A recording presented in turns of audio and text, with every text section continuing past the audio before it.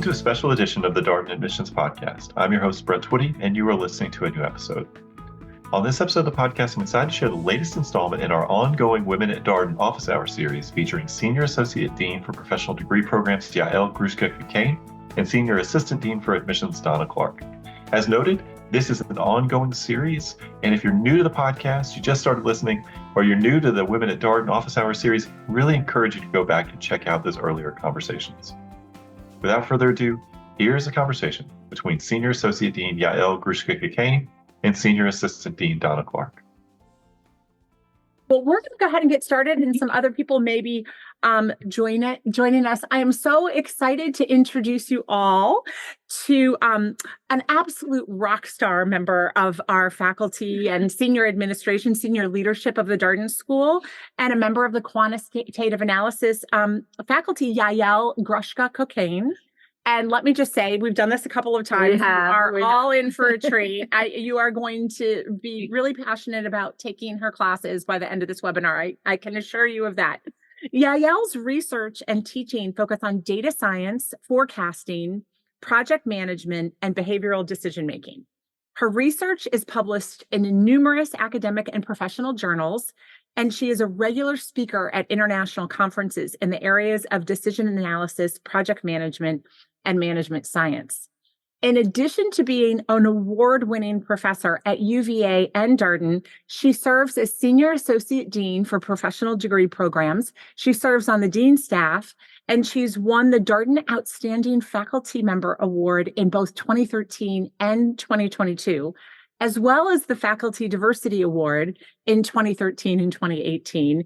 In addition to the UVA teaching, UVA-wide teaching award in 2015. So I'm really grateful for her time today. I've really enjoyed working with Yael on the Women at Darden initiative. We're on the Dean staff together. She is just a great colleague to so many of us and a beloved member of the Darden community among our students and alumni.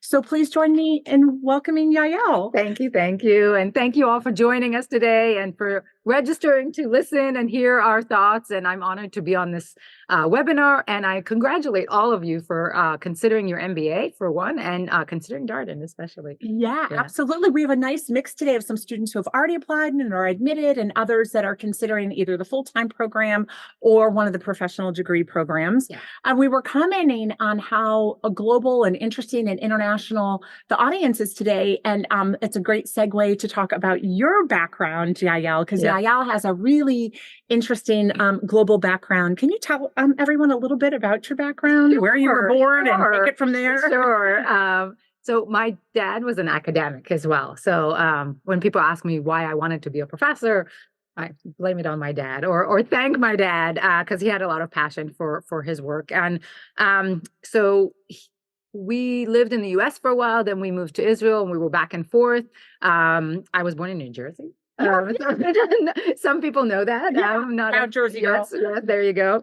My uncle was sending me links to the World Cup final, which apparently is right down the road from where I was born.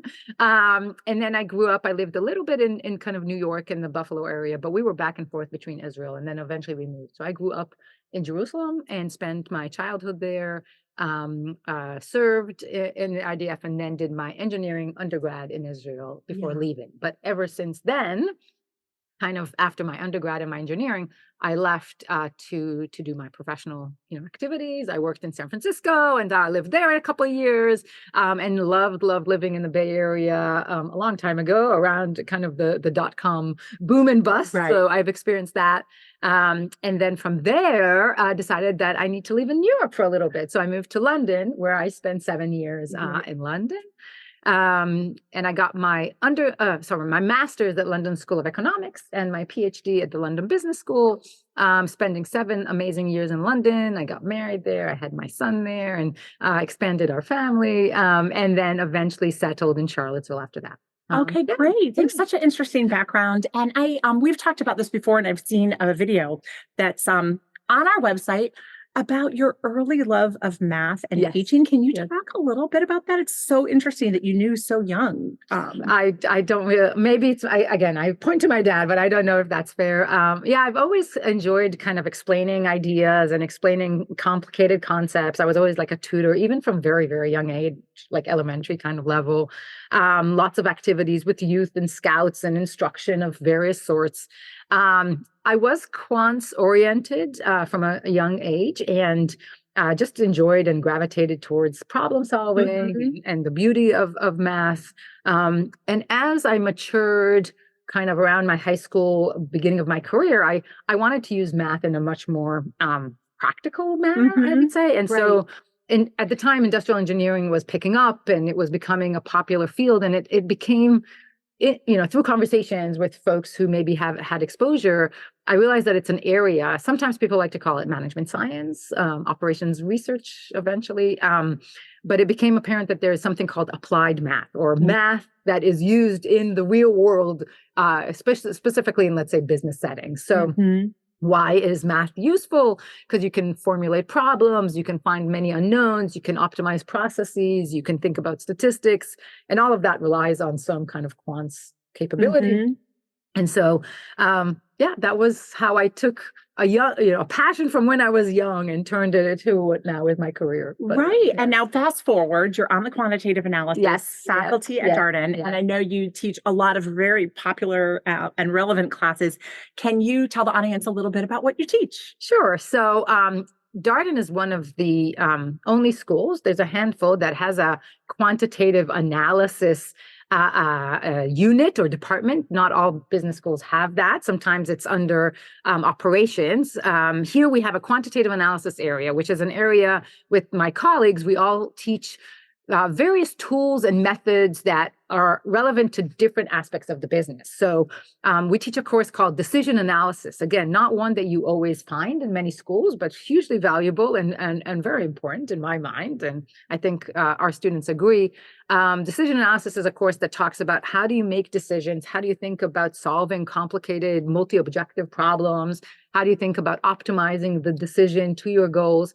But what is interesting and kind of specific about the course is that it applies in many fields. So it's not just, let's say, it could be used in marketing. It could be used in finance decisions. It could be used in operations and logistics decisions. It could be used just in all the various aspects of the business.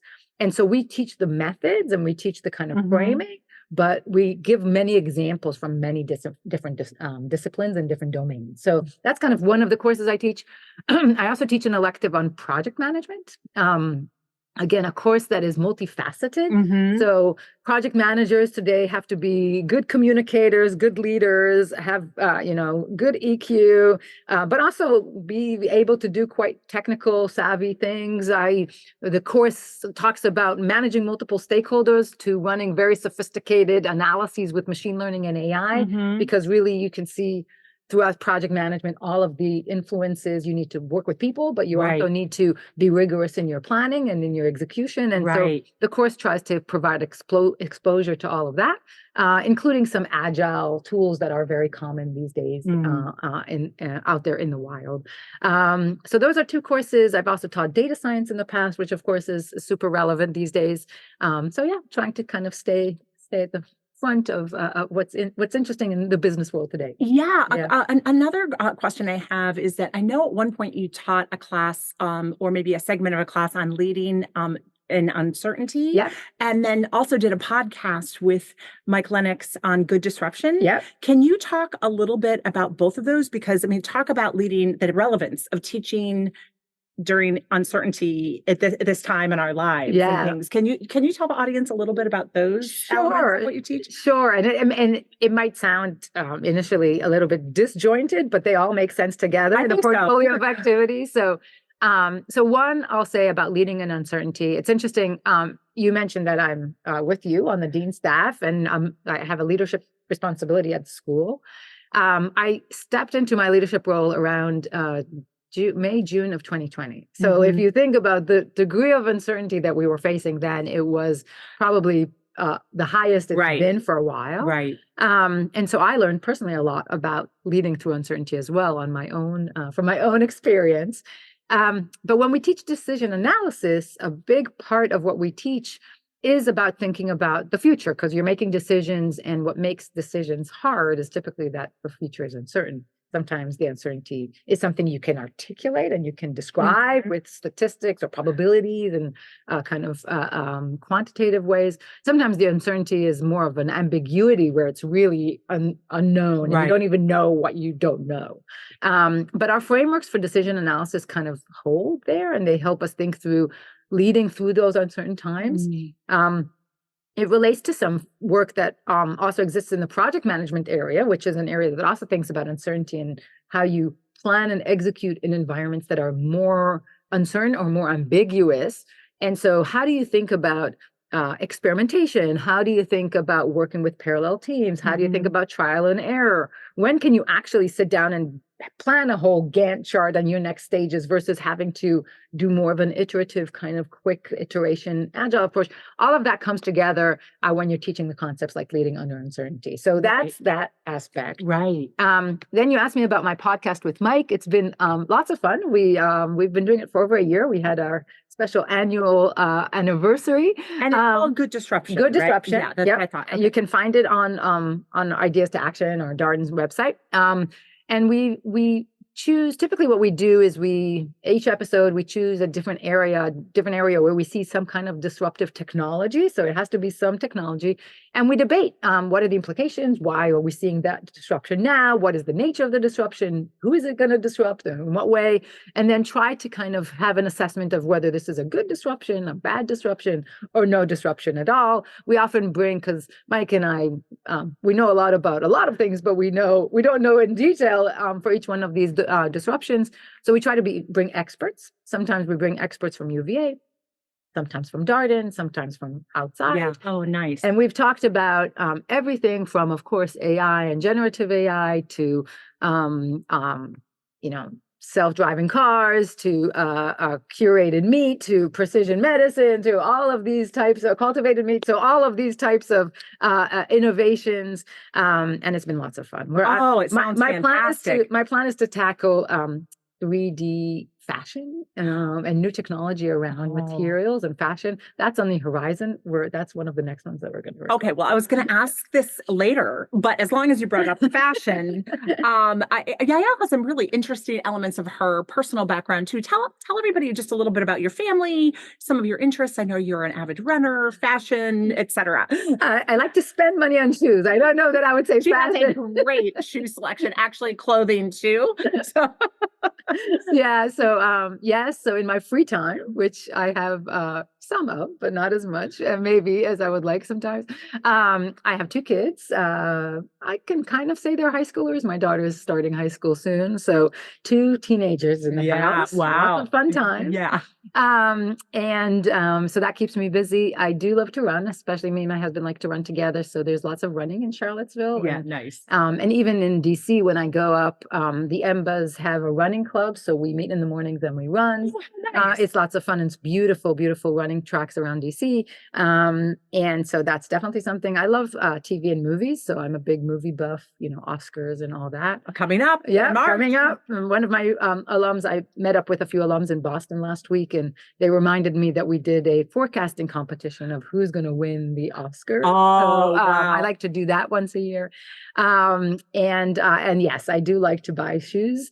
I used to say that I buy shoes when something good happens. So, a paper gets accepted, or a really good semester with my students, or, I get a promotion or something like that. And now I just buy shoes, I think I might have to adopt this practice. That's when something happens, yeah. We talked a little bit in the intro. You hold multiple roles at Darden. Can you tell the audience a little bit more? In addition to being a faculty member in QA and all the classes you're teaching, tell them a little bit about your role on the dean staff and your senior associate dean position. Yeah, I hold many, many different hats. I should start buying hats, maybe. Yeah. I'm honored to be given responsibilities, which I'm very proud of. So indeed, I am the senior associate dean for the professional degree program. Mm-hmm. So some folks online might be interested in are not only our residential daytime MBA, which is here in Charlottesville, but we have professional degree formats where students have full-time jobs and they take classes either in the evenings, that's our part-time, or on once a month on the weekend, that's our MBAs. MBAs also have some evenings, but so I'm in charge of those programs where we have students that work full-time and take our classes in their free time, which they don't have much of. And it's an honor, amazing individuals with incredible careers. The executive format is a little bit more senior, closer to 10, 12 average years of experience. Our part-time, closer to our residential format with about 2 to 5 years experience.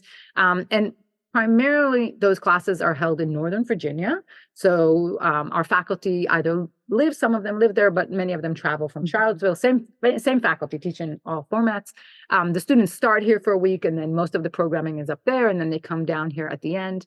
But it's the same MBA. So same core classes, many electives, lots of global experiences. As you heard, I'm traveling with our MBAs. So those are the programs that I'm responsible for. I'm also in charge of, we have one degree format that is not an MBA, which is our Masters of Business Analytics with McIntyre. And that also, we co-teach that with McIntyre. That's also on my, kind of under my umbrella of responsibilities.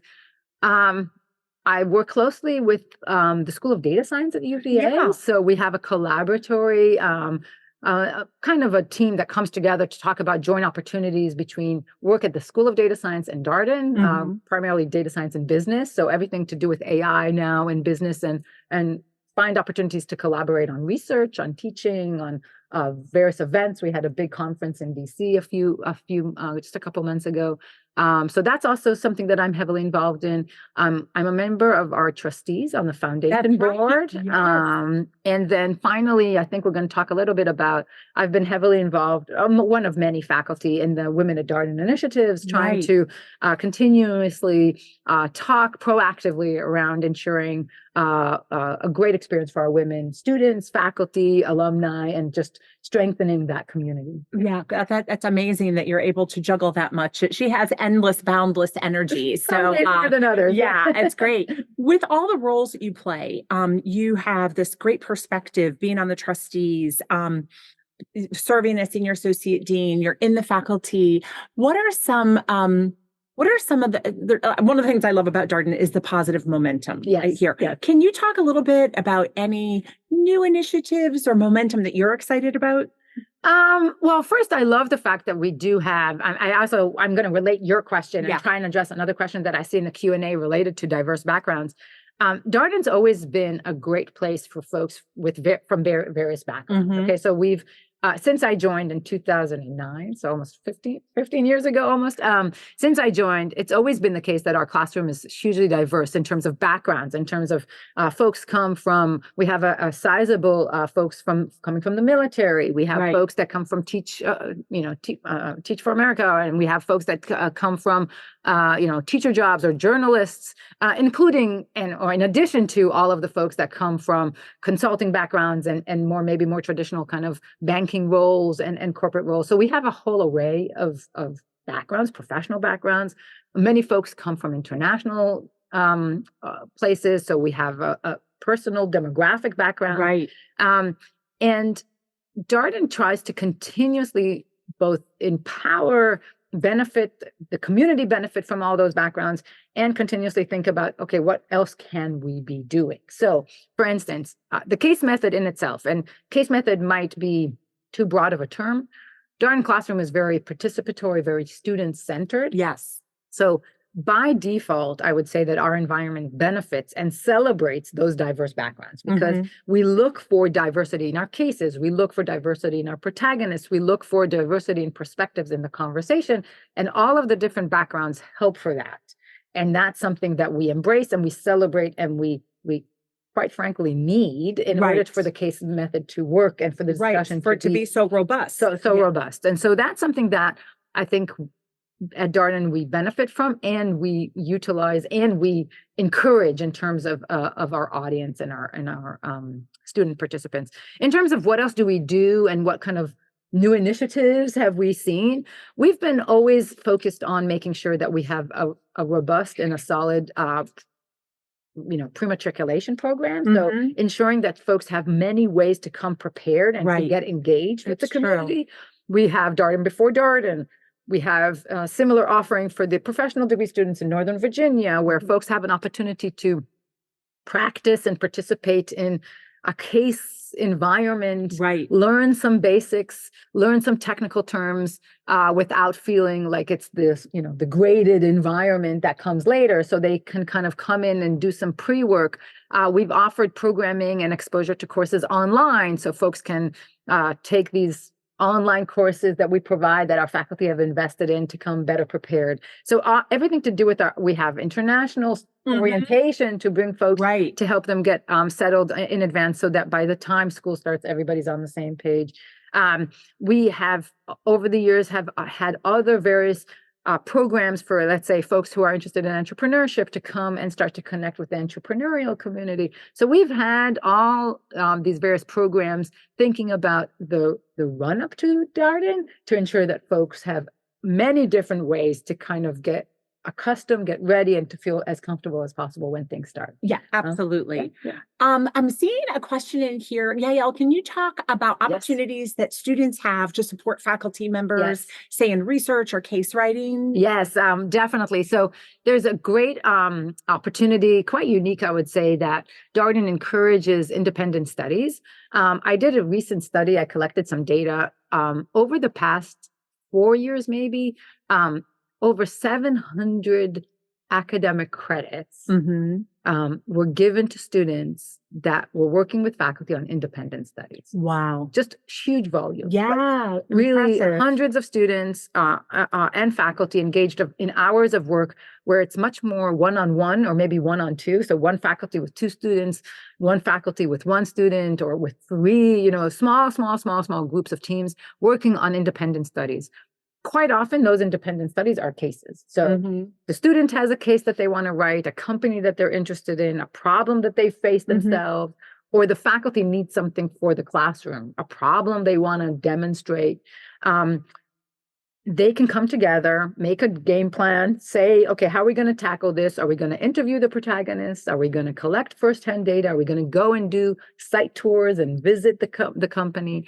And then they write the case, and they write the case together. They publish the case gets used, and students get, their name as an author on the case, and they can come to the classroom years later and see it being taught.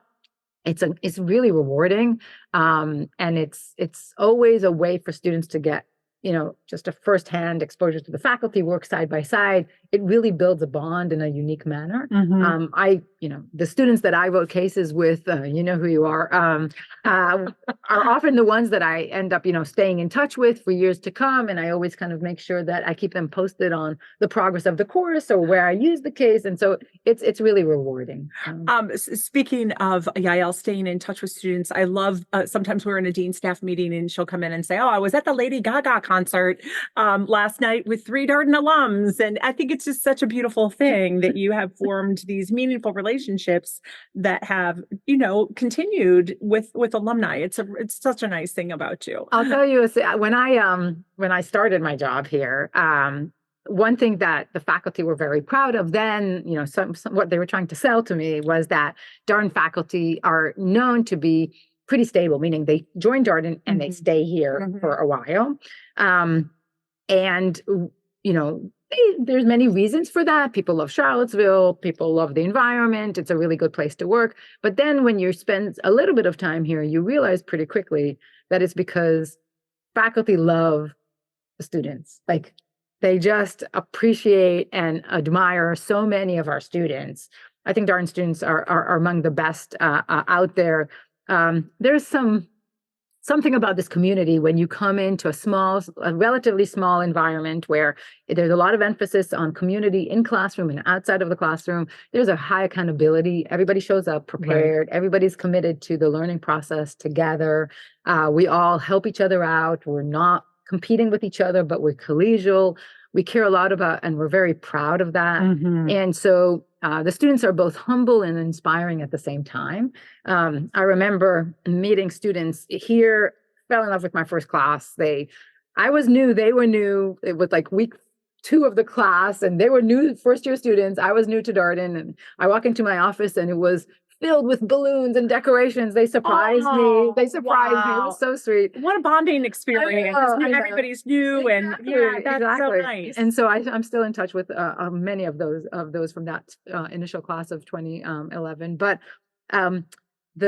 that aspect, and then I started to go to alumni events, and I was blown away. Some of my, I have strong bonds and relationships with alums who were never students in my classroom. Like they graduated like a decade earlier. Wow. But as individuals, you're blown away time and time again by the personality, the commitment, the thoughtfulness, and just what they bring to the table. So yeah. And to Yael's point, for those of you who are in the infancy of researching Darden, we are really proud. Darden has been named #1 teaching faculty by The Economist for 10 consecutive years. We just did really well in terms of our rating in Bloomberg Business Week, and the educational experience was a big component of that. So we're so proud of our faculty members and the blood, sweat, tears, heart that they put into the classroom. But it's a joint effort, right? Yeah. So like the faculty on their own couldn't accomplish what they accomplished without the students. It's a collaboration, and everybody's committed to it. And I think that's what makes the community special, is that we all are here because we value that, and we want to make sure that we spend our time in the classroom in a productive and constructive and positive manner. And so we really like to be thoughtful. Every single thing, we don't take it for granted. Right. We think carefully about how we structure the classes. How do we encourage everybody to participate? How do we make sure that we address various individuals' needs? Not everybody's the same, but we want everybody to learn from each other. How do we design classroom that feels supportive and rigorous at the same time? How do we really deliver the most bang for our buck together? It's not something that I, the faculty, could do on my own. I need the students to be partners in that. And it's not just me, it's us as a team, entire set of faculty and staff. We have a dedicated staff, from the admissions to our student affairs to our operations. Every step of the way, there's an entire team that thinks about every single thing. And so we put a lot of dedication to thinking about the learning experience, and hopefully it shows. And I'm going to toggle between advanced questions, my questions, and your questions. So bear with me. We're going to try to get it all in. Yes. I do have a question for you, and this is going to make you blush again. But within this environment that is so well known for stellar teaching, you have won multiple teaching awards. I've also heard you talk personally about how this is an environment where you can be your authentic self. Can you talk a little bit about when you're in the classroom? I mean, you have been well recognized. What are your signature strengths that you bring to the classroom, you personally, not Darden, but Yael? Oh, you are making me blush. No, I'm just curious. I mean, there's a pattern. I've been very fortunate to be inspired by my students. I think, again, I've been taught this from my peers. So like, this is something that I gained from the support of my colleagues and faculty who have been here for years, before I joined, and have kind of shown me the way. But there is something, again, that humbleness and that ability to walk into the classroom and say, I'm not here to impress. Like, I'm not walking in to sound sophisticated or smart, or to, constantly remind people of my successes or knowledge. Or tell people that I know the way. I'm here to listen. I'm here to listen to my students. I'm here to engage in a conversation. I'm here to encourage them to listen to each other. And even when they make mistakes, to kind of, talk out loud about it. I make mistakes sometimes. And so that humbleness around business problems are complicated. Okay. So like, understanding that it's not a trivial thing to become a leader in the business world. Today, I don't think it ever was, but today, of course, we can understand the challenges. And so it's not as if the content is easy or trivial. This requires a lot of thought, intuition, EQ, and IQ. This requires a lot of multifaceted thinking. And when you're solving a new problem, there's no blueprint in the drawer that says, oh, by the way, this is the solution, right? Like, you actually have to think out loud, say things that maybe aren't correct, and then know to admit, oh, that doesn't sound like quite right. Let me go and check that out again. Like, you need that back and forth, and that ability to be interested, listen carefully, inquisitive, and then take some action. And so I think that I can do that pretty well. But that's what I try to do in the class. Well, you do it very well. I'm going to transition. There is a participant, Nina, would like to hear what challenges you have faced as a woman in STEM. What challenges have you faced and what resources have you found to be most helpful to you in your career success? Yeah, great question. I think I've been in STEM as we talked about quite a fair portion of my life. Including in my high school, I specialized and took, advanced classes in STEM.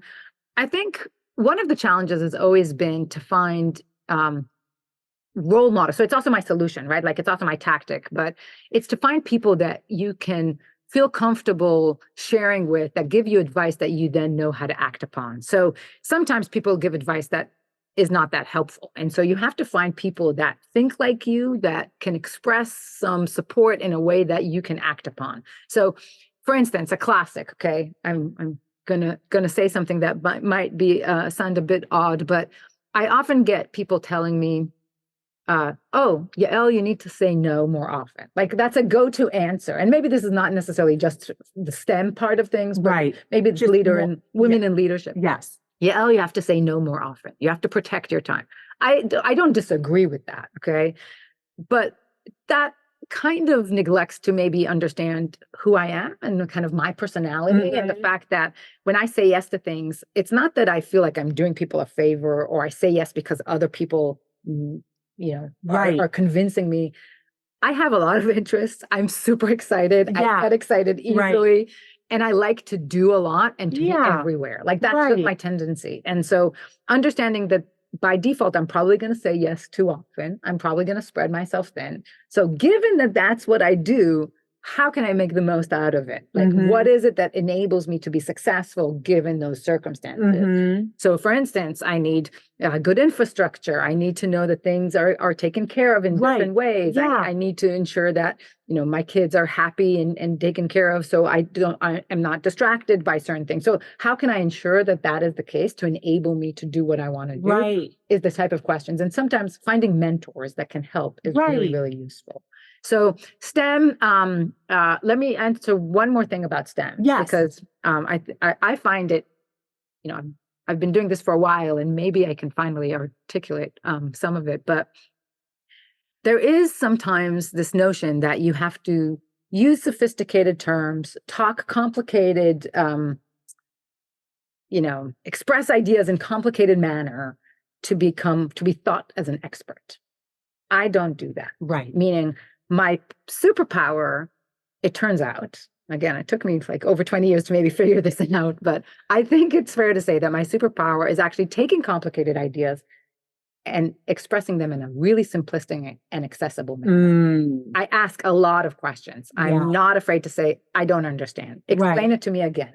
Tell me again, how does A follow B? Because something in the middle.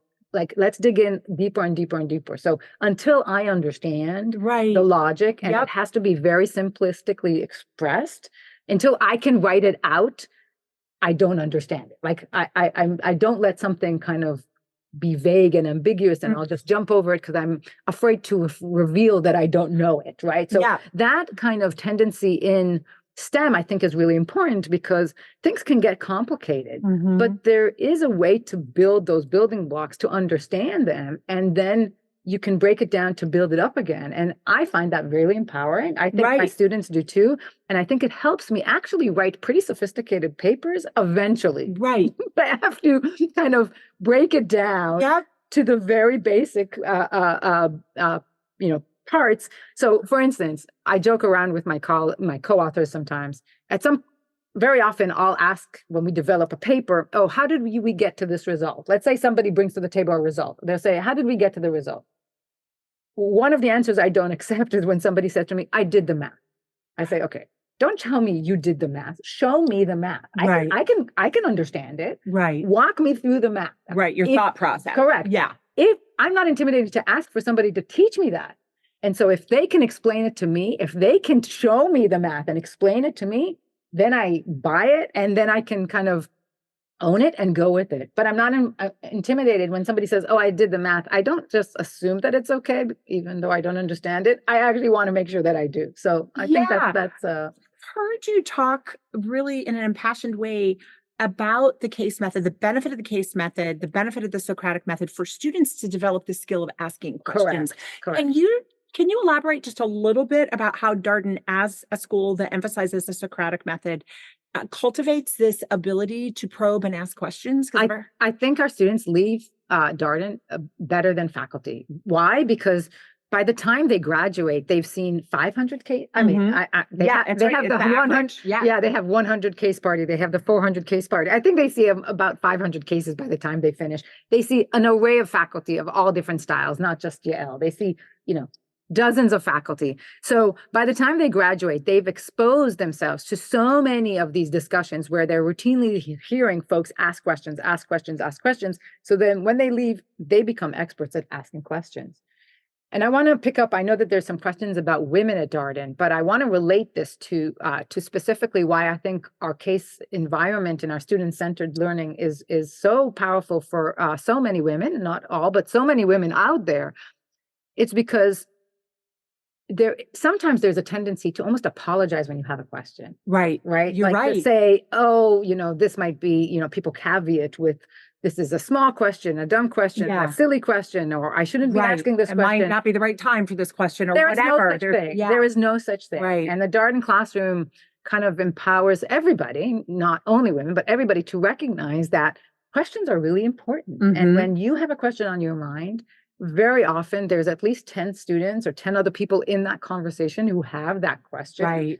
And if the question is confusing or not relevant or so on, then the question is, how did you get there? Why is it coming up now? There's reasons for everything. And so that strength and that muscle of asking a lot of questions in a way that helps you understand and helps people around you understand, reveal something to more than just yourself, is a very powerful trait of a leader. Right. And you've been in settings where we've had leaders that have asked questions and revealed information. Yes. And you're saying to yourself, oh, I benefited because you asked a good question. Absolutely. And there's such a big emphasis on class participation at Darden. And my understanding is your ability to ask questions is part of the class participation. You're moving the conversation forward by asking that question. So it's not only your ability to ask questions, but ask them in a way and connect to the conversation and move the conversation in a way that helps your peers too.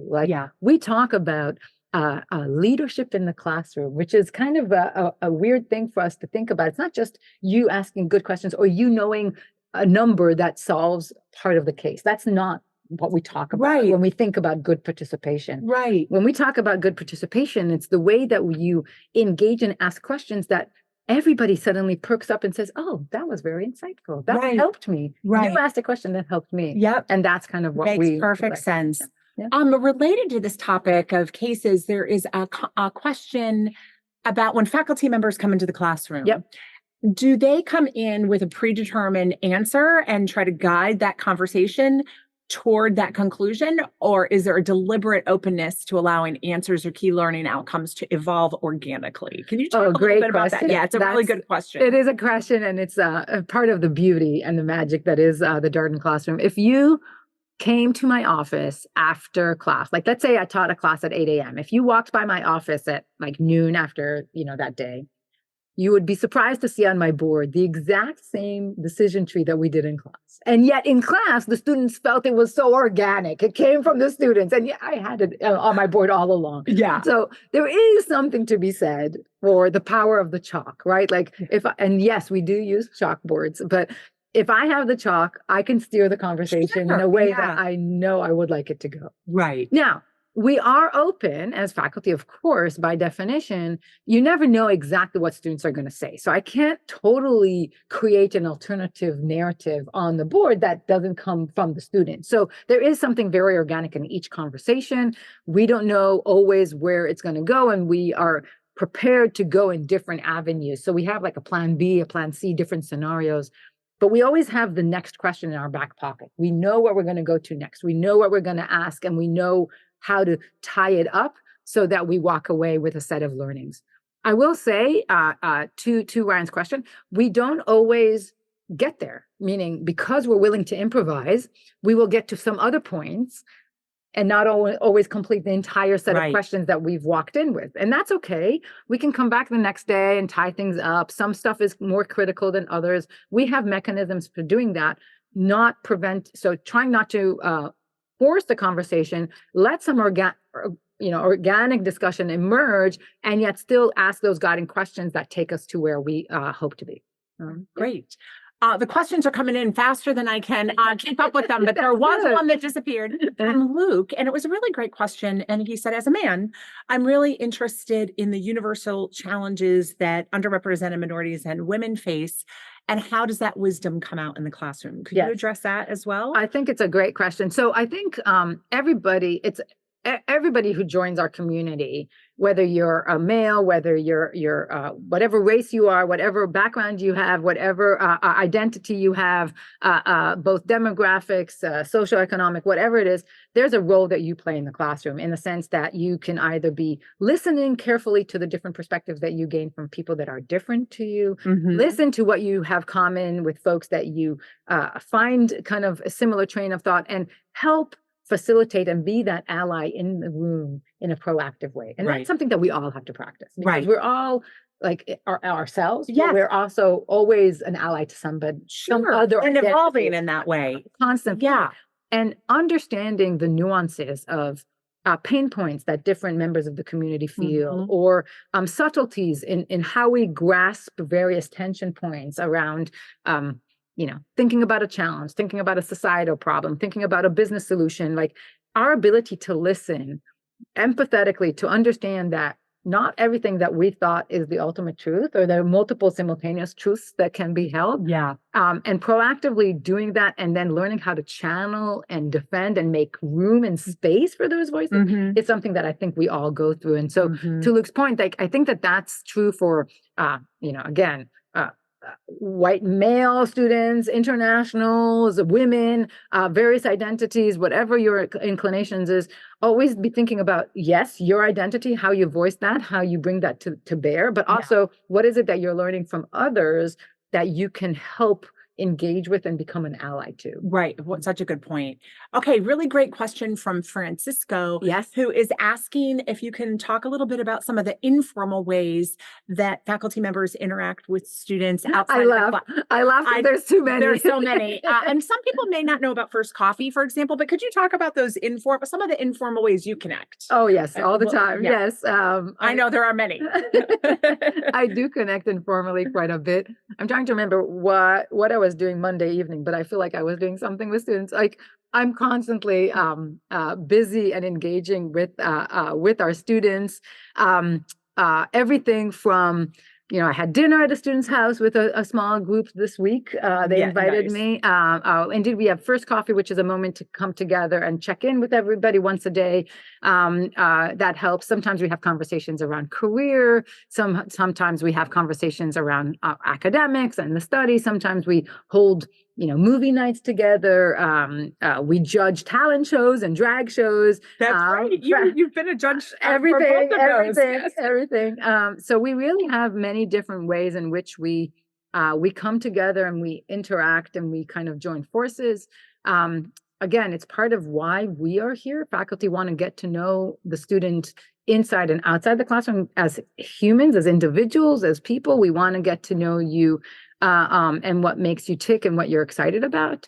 And the students want to get to know us too, because we're people, right? So they want to get to know us and our family. I had all my students in project management came over, in small groups, so to make it a little bit more manageable, but we had folks coming over to the fire pit all fall, every couple of nights we had groups over, so they got to meet my kids and my husband and my dog. Yeah. That must be so nice for your family. Yes. Too. I mean, it can be overwhelming sometimes, but mostly it's great and they love it and they embrace it. This weekend, I had a Danish dinner with, a dozen students at one of my colleagues' house. So my husband and I participated in that. And then we had a bunch of students over for brunch on Sunday. So like a lot of interaction. There's that's amazing. I was going to ask you this question, and it's funny, it popped up. Like we're all aligned. Yeah.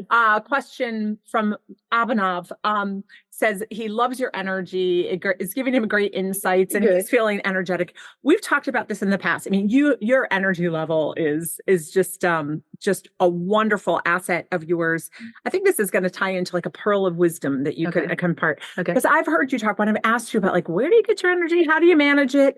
You have talked so much about how much passion you get from what you do. And can you talk a little bit about that? And then also what Darden does to help people find their own passion? Yeah. Too, because I think it is a part of your energy level. I think Darden is, because of our size, so we're fairly small, I would say. There's about, give or take 100 faculty, depending how you count. Students here, there's about 340, 350 residential students every year. Yep. And then our EMBA and part-time are about 120, 130 EMBAs and about 70 or so part-time. We're a fairly small community. I know those numbers sound big, but it's a fairly small community. Everybody knows everybody. It's all relative to other schools. Correct. Right? Yes. Correct. But it is true that we're fairly lean in terms of our staffing and in terms of our mindset. So we are very entrepreneurial. So going back to Abhinav's question around energy, we kind of let folks go with the flow. So if a student has a passion for a certain project, or if they want to run a club, or if a faculty wants to start a new initiative, or if a staff member thinks of a new idea, we have a lot of room and space for them to go with it, like to run with it. So there's a lot of room to be entrepreneurial and say, you know what, I think I want to do this. So for instance, a long time ago, over not quite a decade ago, but just almost, I decided, based on a conversation with an alum, that I wanted to film my first online class. So there wasn't a solution for project management out there. I wanted to I wanted to experiment with online learning. So I said, I want to film a Coursera course. I was an assistant professor at the time. I wasn't even in Darden. Maybe I was like 5 years here. Right. But like, really, in many other places, people would say, yeah, wait your time. You're too junior, do your work. Why expand? And no, nobody put any barriers. I came in, the studio folks, the amazing instructional designers helped me. I had the folks here at Darden Media. I had so much support from my colleagues and my peers. Eventually the course got, launched on Coursera. It's still out there. I got a lot of, credit for it and awards and feedback and students participating. Nobody stopped. Like, I wanted to do that. That was up to me. I could choose. And you took the initiative to do it, and you were given the freedom to do so. And that really gives you energy when you feel like there's space and support. And it's a little bit, we don't have always as many resources as maybe other places, and we have to bootstrap some things, and we have to kind of make it up in some ways, given our experience. But we have the freedom to do that. And that, I think, gives a lot of energy. Yeah, that makes so much sense. I was going to ask you about your role in the School of Data Science, and then a question came up about, can you elaborate on the opportunities in general for interdisciplinary studies within the full-time MBA program? Yes. Do students have the flexibility to customize their curriculum? Yep. Integrate courses from other departments, allow them to dive deeper into other areas of interest. Can you talk about that a little bit? Oh, yes, so much. And you're an example of that because you're on the School of Data Science too. Yes. I have a relatively new appointment. I have a courtesy appointment at the School of Data Science. So I'm presenting there next week my work. So it's exciting. So we have many different ways in which folks can do exactly that, meaning follow their passions and take a deeper dive.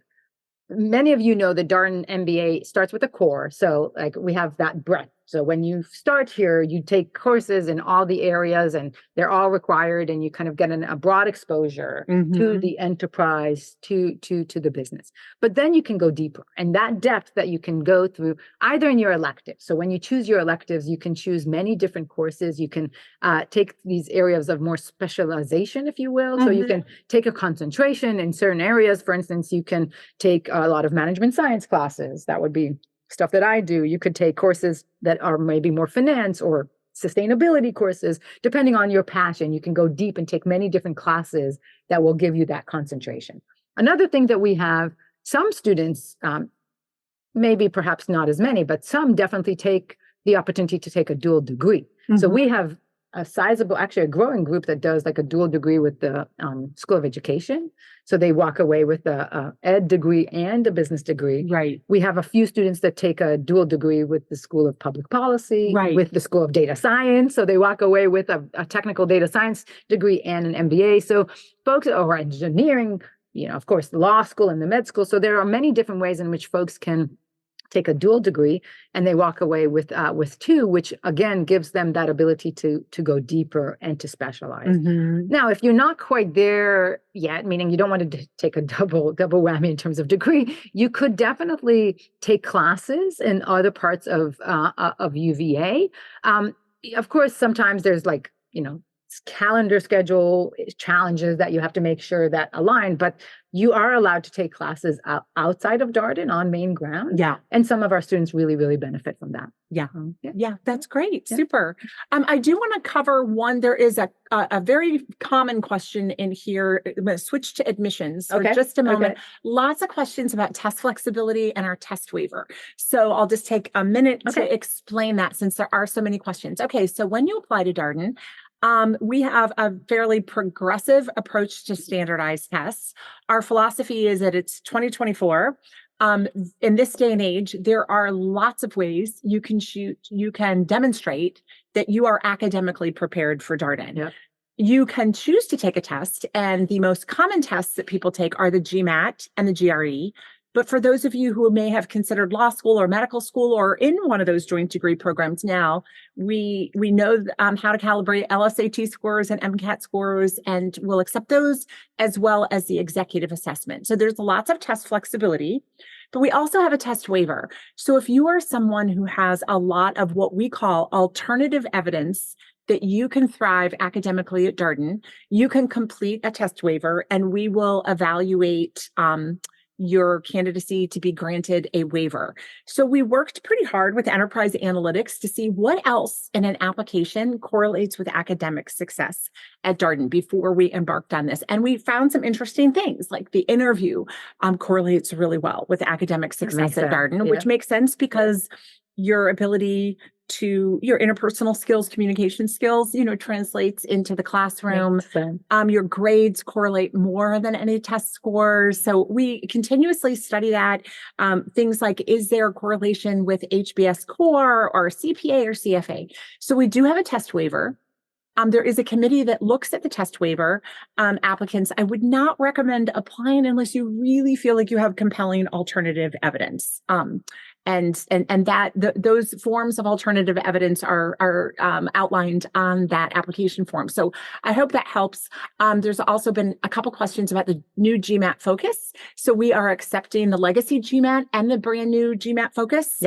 This year, we have gotten training from the Graduate and Management Admissions Council about how to interpret those new scores. So we're all set, and you can choose while the legacy GMAT still exists to take that or the new GMAT focus. So I just wanted to address that. That's fine. Since there were a ton of questions about that too. Okay, let's see. Anything that I didn't, I know what I want to ask you about, because you also were such an instrumental member of the Women at Darden initiative. Can you talk a little bit about your role on that initiative and maybe the school's interest in, let me tell everybody a little bit about what Women at Darden was intended to be: a committee of people looking at how Darden can be the school of choice for faculty, staff, and students. And Yael was a leader on that initiative. So I'm going to ask you to comment a little bit on that. Sure. I think, during my time here, we've often reflected on, basically our women in our community, their success, their comfort, their how accessible they feel Darden is. And it's not only Darden. I think this is a conversation that we see a lot of in a lot of different business schools and in the business environment in general. Companies are also kind of tackling this. For various reasons. One, it is definitely true, and there is some evidence that women choose different career paths or different graduate degrees and not always business. So it's not the go-to degree, forget Darden, but like in Right. general, if you look at the Right. landscape, while a higher percentage of women graduate from college and do very well, Right. they don't always go to graduate school, and definitely disproportionately choose other graduate programs compared to business. And so one, that in and of itself is interesting. And as a society, I think that we're all seeing that conversation shift. Everything from talking to high schoolers around career in business and what it would mean and why that is as legitimately a career path for both little boys and little girls or whatever your identity is. Right. Business is a welcoming environment to all types of leaders. And so changing the narrative as a society, I think there's been a pattern. And then talking to undergraduates, kind of opening their aperture to the different types of professional schools they might want to go to later if they do decide. And then working with women in the workplace to say, yes, a business degree could help you in these kind of ways. And so the initiative is everything from providing opportunity for mentorship in the business world, to connecting with our alums, celebrating their success, allowing for role models to connect with young, early career professionals. Also kind of helping women understand what is Charlottesville or what are our professional degrees? How does that fit within their life and with other constraints that they have? How does it fit with their phases of their life and where they want to go? And then during their time here at Darden, ensuring that our women have a voice and have an ability to think about their various community member needs. What we hear a lot is that Darden is a community. So like when folks come here, there is a real strong sense of everybody's out to help each other and to ensure that folks feel like they're supported. And I think that messaging that, expressing that, really breaking that down to understand what does that mean on a day-to-day basis is helpful for some of our candidates and our applicants. Right. And that's part of what the initiative tries to do. Showcasing successful career paths and alternative career paths, showcasing successful alum, engaging and bringing back our women alumni. If you think about it, if you look back 30 years, the proportion of women in our classes and in general in all business schools was much smaller. Right. And so now, take 30 years later, their careers are amazingly successful, but there aren't as many in those generations than there are today. So both celebrating some of our more senior alums and also our recent alums and their successes, getting them engaged and supporting each other seems to do wonders and really help. And as I mentioned, it is a lifelong relationship. So Darden students are not just students while they're here. Right. And then It's true. It's a long-term relationship with our graduates, even after they leave us. And part of the initiative is to continue to think of creative and new and exciting ways to connect with that female audience. Yeah, great. Thank you for your work on that. Okay, back to last question I have for you. Who are your Oscar nominee picks? You said you were I know. What were your favorites that you've seen this year? Well, I'm not going to start about the fact that, we didn't see Barbie get as many nominations as it should have. Right. I mean, it definitely should have gotten the director nod and the actress nod. But I loved a movie. There's a movie called Past Lives, which I have you seen? I haven't. I've heard of it, but it's beautiful. It's very, very subtle. It's not a big kind of, blockbuster, huge budget kind of sci-fi or visual effects kind of movie. It's a subtle movie about a woman that has immigrated from Korea. And what's so beautiful for me is someone who's traveled and moved around. I'm bilingual. I grew up, with a different language in the household, or we speak both, but or neither in my case. I can't speak either. But it really reflected beautifully the attachment that you get and your identity in different languages, and it did that really very subtly and in a beautiful manner. Wow. Relationships that you form in your adulthood with one identity, and then relationships that you have from your childhood with your other identity. Yeah. It's great. It's beautiful. When I go home, one of the first things I do is I meet up with my friends that I've known since I'm 2, and that it's almost like a physical comfort that you get. Your energy is different. You're just yourself, and you don't have to pretend in any way, shape, or form. And that is just an amazing observation. Right. Like if I could bottle up how I feel when I'm Yes. near my loved ones and Yes. use that everywhere. You know, it's very interesting. And Oh, that sounds like a great it's a great film. movie. So that's one thing that if folks want to watch, I expect Oppenheimer to get a lot of Oscar nods and well deserved, beautifully done scientific kind of angle to that movie. Yeah. I don't know if you've seen. Yeah, no, my two favorites were Anatomy of a Fall. Yes, that was great. Is a little bit more intense, and then American Fiction. Oh, I haven't seen that yet, but So I know that I need too. to. Yeah, That's a really good one too. And Barbie, the soundtrack from Barbie. I can go into Yeah. my office and listen all day long to the soundtrack. from Yeah, Barbie. it is a good soundtrack. Yeah. Well, thank you all so much for participating and for all your great questions. And thank you so much, Oh, my Yael, pleasure. for My your pleasure. time My and pleasure. sharing all your pearls of wisdom and energy. And if folks want, I mean, hopefully many know, but you know, it's easy to find our contact details, LinkedIn. Please connect on LinkedIn, send me an email, send a message. Like, I'm always happy to hear from you all, answer questions, connect you to other folks that you might find valuable, like alums or current students. And Okay. I hope to see folks at Darden, you know. Yes. And for Hee-Hong, yes, Wendy program. Huber, I'm going to connect. If you can email me, Clarke D. Haley, just put my email. I will connect you to Wendy Huber about the PhD program question that you have. Okay, great. Thank you all so much. This was lots of fun. Really appreciate it. Thank you, everybody. Nice to meet you. Bye, everyone. And that was the latest installment in our ongoing Women at Darden Office Hours series featuring Senior Associate Dean Yael Grushka-Cockayne and Senior Assistant Dean Dawna Clarke. As always, if you have any comments, suggestions, requests, anything you'd like for us to cover here on the podcast, we're all ears. We can be reached at Darden at CARDEN @virginia.edu. Until next time, stay safe, be well, and thanks for listening.